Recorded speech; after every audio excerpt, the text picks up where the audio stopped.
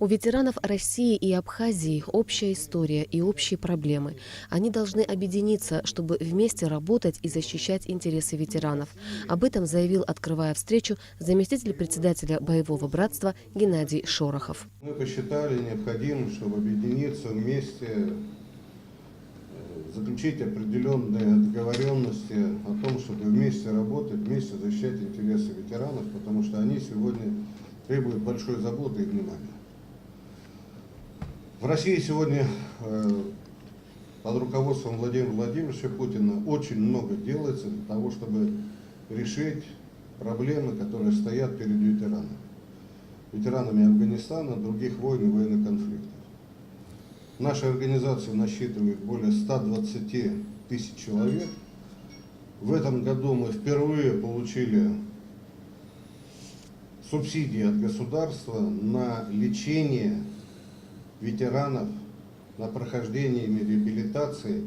И самое главное, что мы добились, чтобы эти льготы и привилегии распространялись не только на самих ветеранов-инвалидов, но и на членов семей погибших, а также на членов семей ветеранов.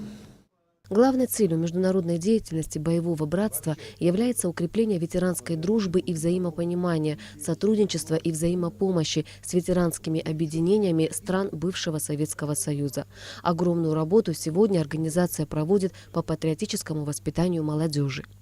Это, наверное, сегодня важнейшая задача, которую взяли на себя ветеранские организации России, потому что мы переживаем за то, какое будет будущее России, как будут наши дети, внуки относиться к тем достояниям, к тем достижениям, которые сегодня происходят в России.